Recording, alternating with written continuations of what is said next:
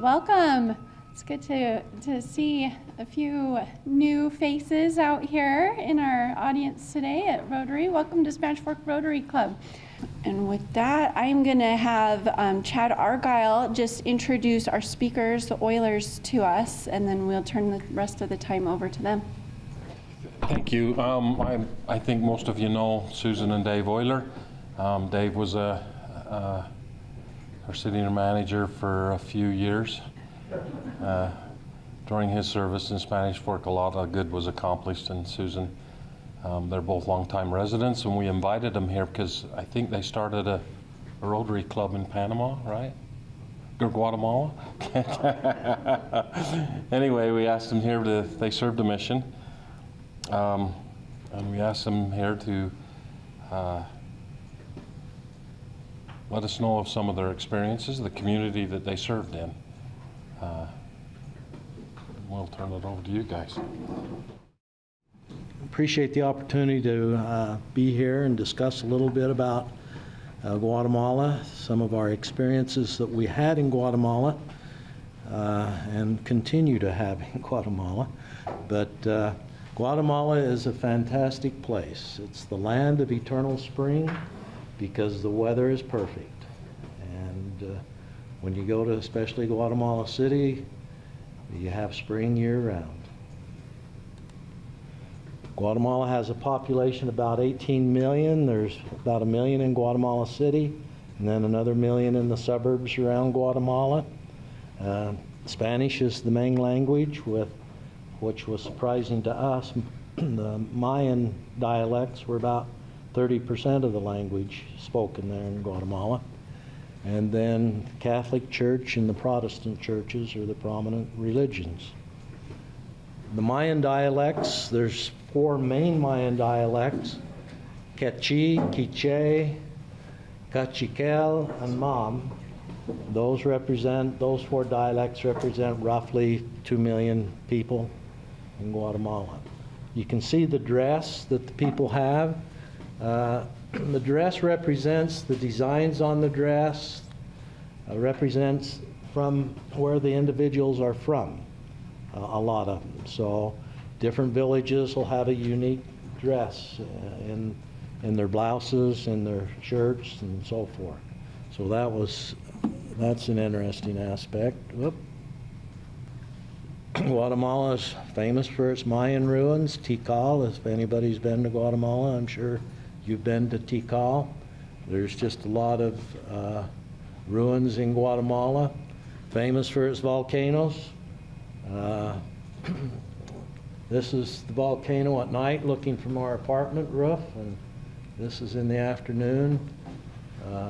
This is the volcano in San Pedro in Lake Atitlan, and this is Agua that kind of hovers over the capital city. So there's a lot of volcanoes in Guatemala.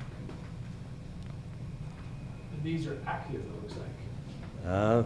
Fuego is very active. It erupted last major eruption was in June or July of 18 and destroyed one village, wiped out a few hundred people and just buried them with the ash. The church is very strong in Guatemala. There's roughly 280,000 members. There's 51 stakes, 7 missions, and 2 temples, with 2 newly announced temples in Guatemala. Our service in Guatemala, we started with being assigned to the South Mission, which was President Cafaro, President Sister Cafaro. We were there with them 9 months, and then President and Sister Shumway came in. But while we were there, as we were inspecting apartments, I guess we had 2 or 3 main functions. Our main function was to drive around the country inspecting missionary apartments for safety and cleanliness. So we drove from the Caribbean Sea to the Pacific Ocean, visiting all the missionary apartments and inspecting the apartments. And we'll show you some other things we did on the way. But as we inspected the South Mission, President Christensen asked if we would help his mission, so we went to the East Mission and started inspecting their apartments. Then President Clough he also asked if we would help the Central Mission. So we ended up inspecting the apartments of 3 missions in Guatemala. And today we're working with President Sister Woollen in the Guatemala City Mission. Right now we're serving as service missionaries in Guatemala. And some people ask, how does that happen? We now inspect apartments in Guatemala through Zoom. So the missionaries take their phones and just show to us what's happening in their apartments. We look for the same thing we were looking for when we were down there. So we inspect apartments today, and we also teach English 2 nights a week to a few members and non-members. Some of our local people that we met in Guatemala, Dr. and Hermana Frampton, they were there as area doctors. We had a few missionaries, Elder Hermanson and Elder Baum and Elder Pulsifer from Spanish Fork, and then this stranger showed up also. He was down there assisting with some medical, I think it was, which group was it that time? The Hershey Smiles group. So, as we inspected apartments, we would inspect smoke alarms, we'd change light bulbs. The light bulb was in the other room. We didn't have tall ladders, so we improvised to change light bulbs, whatever we could do. The main thing we taught was concern about electric hazards, because in Guatemala the standards are a little different as far as electricity. So we made sure that they realize they don't touch electric wires. Be careful where you stick your head. Be careful where you stand. This high voltage power line, that's taking a picture from where those sisters are. We had one sister that was electrocuted in 2017 from the high voltage power lines, and then another elder in 2014, and I think one from Mexico. So this is the dangerous part, is high voltage power lines. There's the Rotary Club. Pardon? Go back to your previous picture. Right there. Rotary. There we go. We got you in there. There's the Rotary Club. So, okay. The other thing we looked at was showers. In Guatemala, they have little electric heaters that heat up the water. But you can see if you go to turn that water on there, you got these live wires that you might get nailed with. It was interesting. We found a few showers where they disconnected the electric heater, but they forgot to do anything with the wires. So they just hung them down in the showers. Now you would think, well, they've turned the breaker off for sure, but we found 7 apartments that those wires were live, showering with the missionaries. So how on Zoom can you tell if the wires are live or not? You get a little tester or you touch the 2 ends.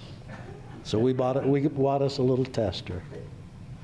The other hazards, they are not too many critters that bothered them, but dogs were always a concern. That was probably the biggest injury for missionaries, was dog bites. So we told them, don't touch the dogs, don't pet the dogs. And then cleanliness, these are kind of the extremes, but this is some of the things we encountered, mold on the wall and so forth. This is an interesting neighborhood watch program. If you want to implement this in your neighborhood, this one here on the right, as we drive into different villages, this sign was across the road. This is what it says: organized communities watching over our security. Alert, alert. Extortionist or criminal seen will not get out of here alive. So in the evening, Missionaries in that? yeah, there's a missionary just down the hill from here, apartment. But in the evening, they would go and dress up in their dark uniforms, take their automatic weapons and their pistols, and they would monitor anybody that's in their town. And if you're not supposed to be in there, you might not come out alive. So the other thing that we were involved with, service projects. I know the Rotary's heavy in service projects, and so is the church. So we put together here school packets. We had a little investigator home right here that was burned down. And the elders, didn't take them long. The next day they were back.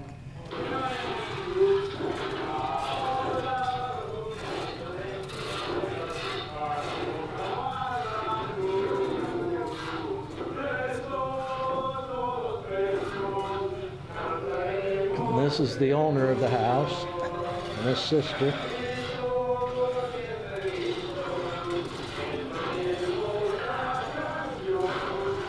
Through the efforts of our family and friends in here in Spanish, we were able to reconstruct their house and build a new one.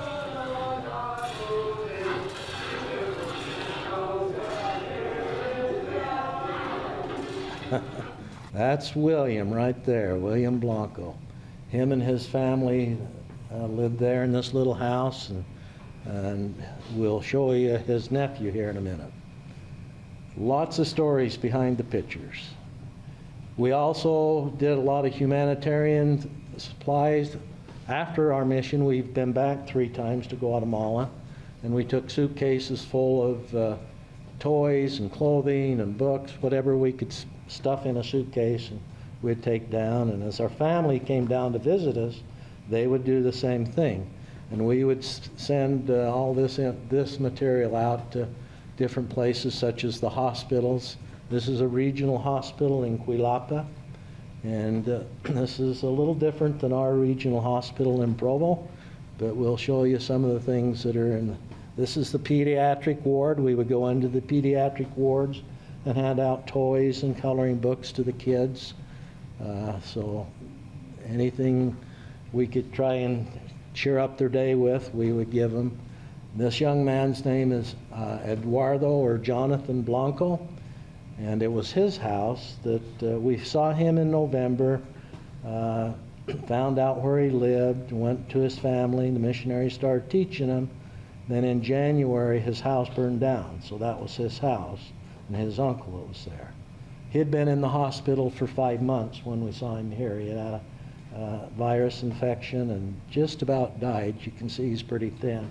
Couldn't walk after he got out, but now he's back, and the doctor said he'd never walk, but he's back walking now. So these are the little girls that we met that day in the hospital, cheered up their day a little bit. The maternity ward's a little different than home. So you have about 40, 50 patients in one maternity ward here. Hot, humid, no air conditioning. So we would take baby blankets and give the mothers new baby blankets so they'd have baby blankets. We'd give them newborn baby kits with a little hat and booties and blankets and so. So this was kind of the fun part. And as we went from city to city inspecting apartments, we'd check to see if there was a hospital in those areas, and we would try and stop and work in or help in the hospitals. This is the regional hospital dryer. I think the washer's inside, but the dryer's out. There's the parking lot. The cars are parked there. This is a little clinic up in the mountains. That's their laundry. We were able to give donations through our family and friends here in town. We gave, this is a little scale for babies, newborns, just equipment.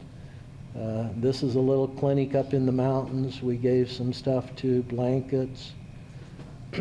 We asked the little clinic what's the thing they needed the most, and the thing they needed the most was a birthing bed, a table. Well, this is just a fancy cardboard table.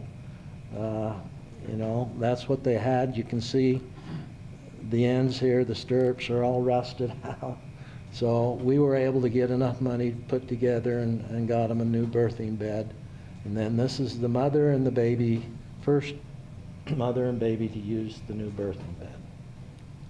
The villages, there's hundreds and hundreds of villages throughout Guatemala. And a lot of them are very similar. Some of them are a little poorer than others. But this village, as we would drive from apartment to apartment, we'd always stop at this one village. And this is the first time we stopped, and all I had in the car was just some balloons and suckers that we gave to the little kids. So we packed our car the next time we would go by, and we'd start giving them some toys, some hats. And as our kids came out, they also brought things.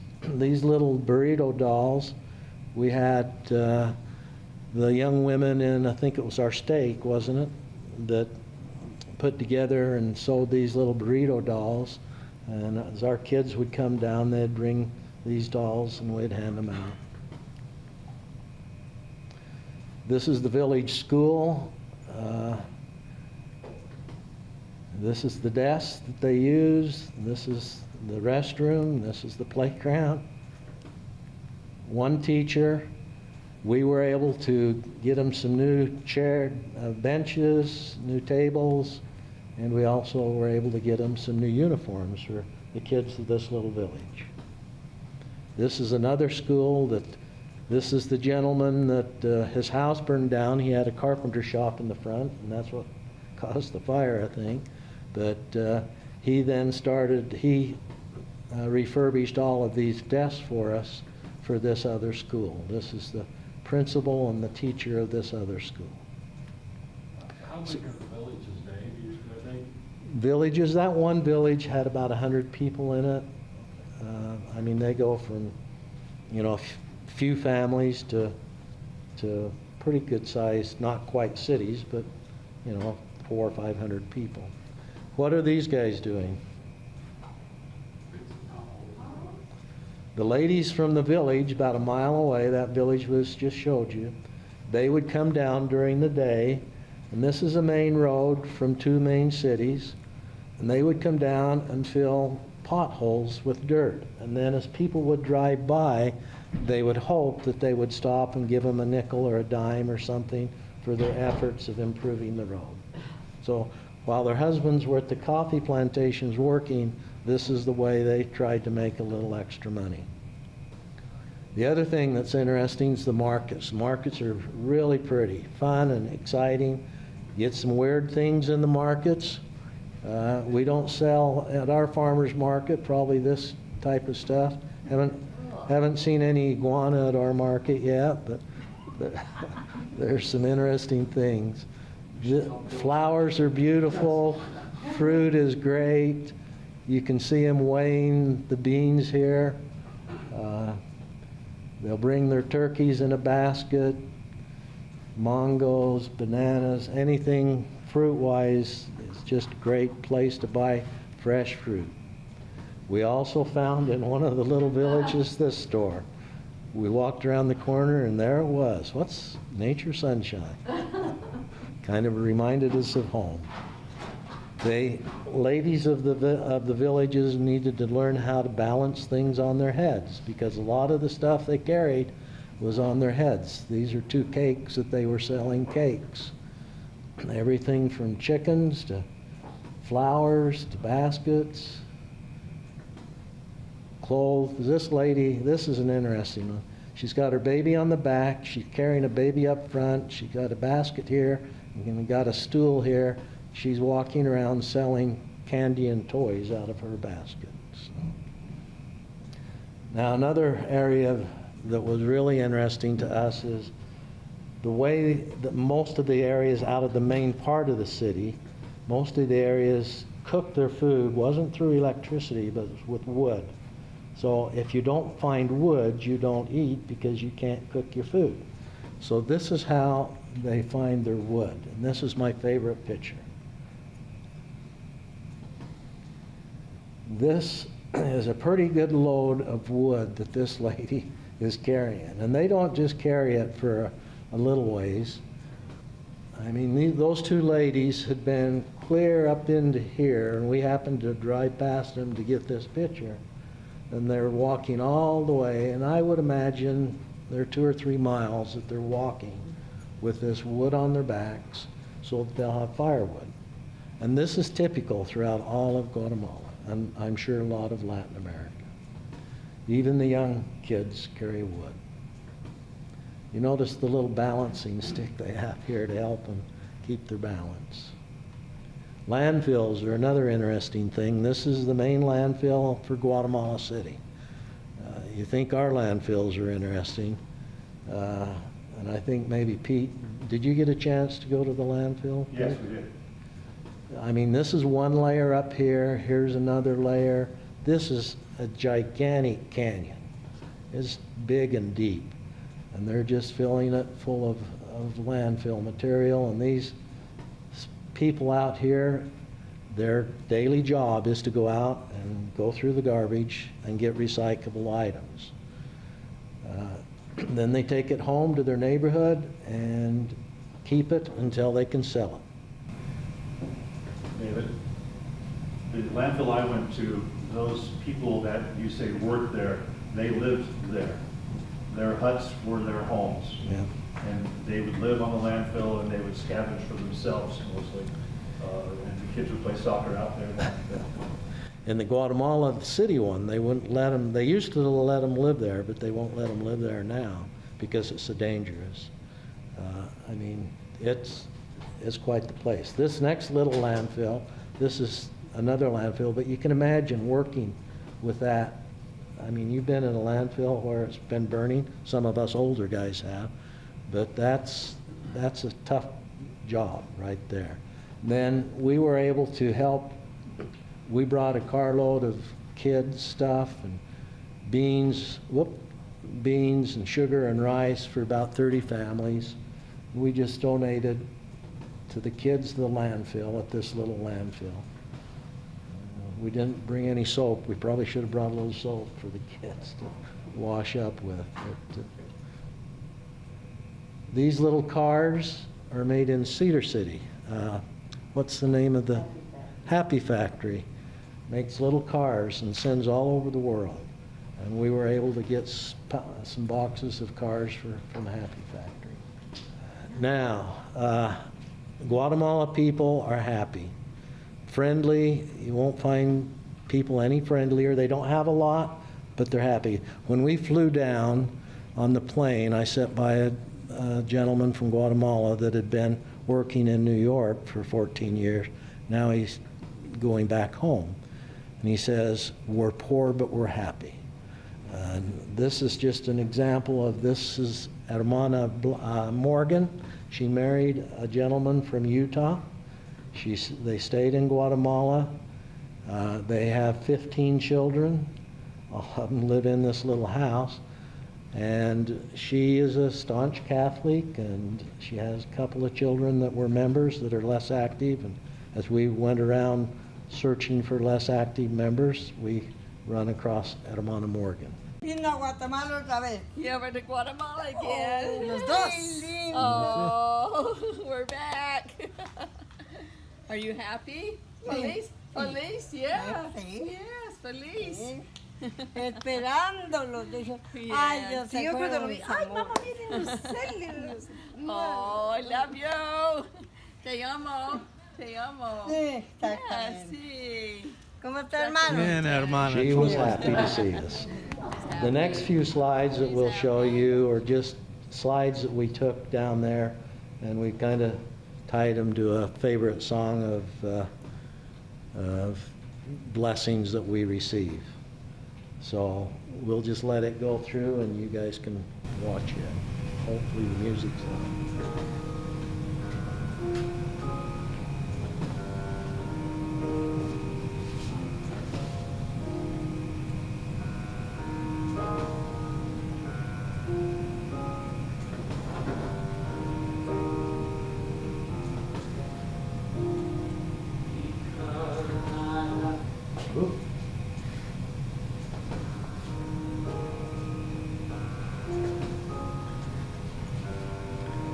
Push the right button.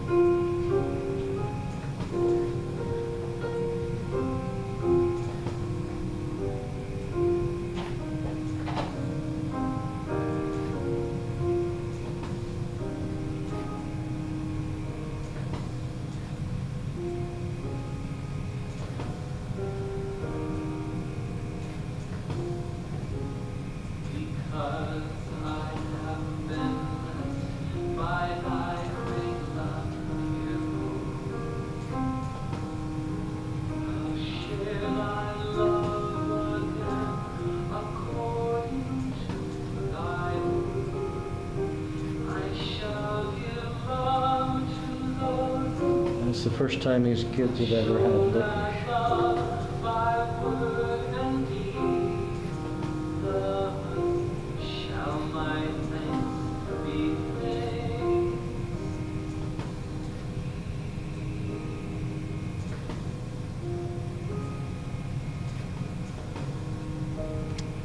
Okay. So that was our involvement.